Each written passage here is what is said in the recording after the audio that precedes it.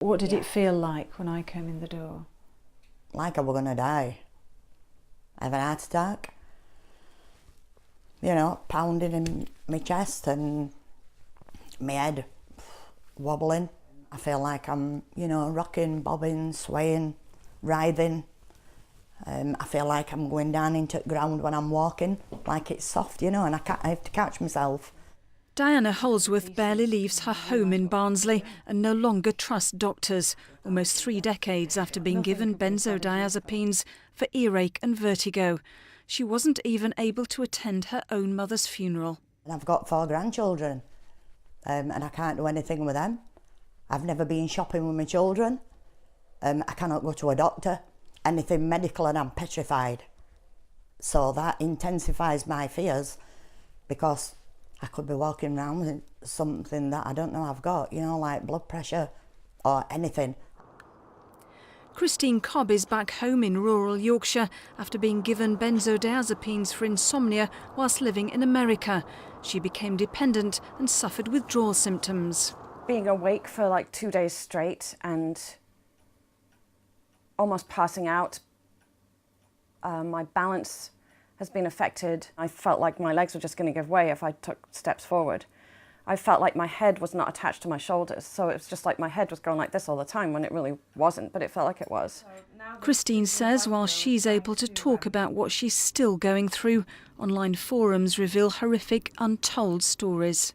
People whose partners have left them, they've had to quit their jobs or lost their jobs because of, you know, calling in sick so many times.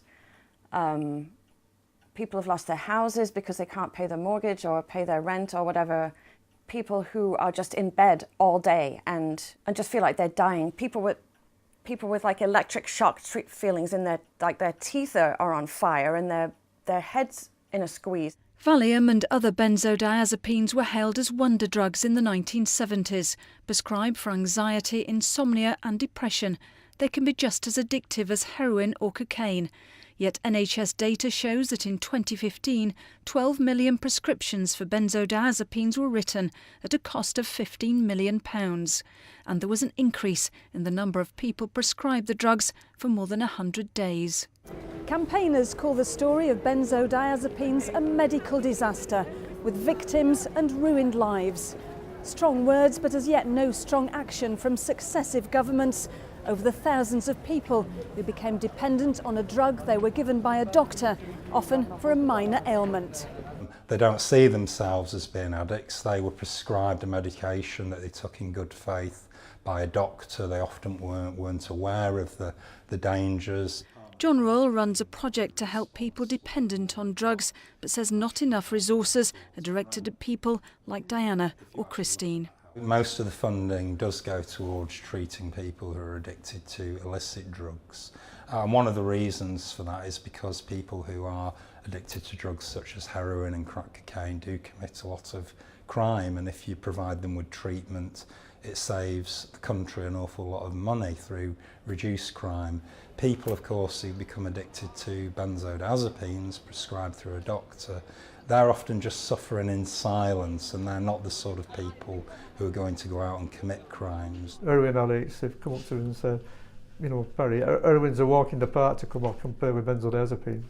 Barry Haslam describes losing years of his life after being prescribed the drugs. He's now a leading campaigner for many who say he's their main source of help.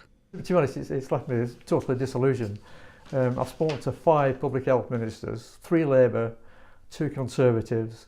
They've been sympathetic, they've made the right noises, they've gone back into the House of Commons, and we've heard nothing. You think that people should hear your story now? Why do you feel so strongly? To stand up for other people, to get some recognition. It's my turn. I've got no fear to stand up and shake my fist at these people, none whatsoever, because they deserve it.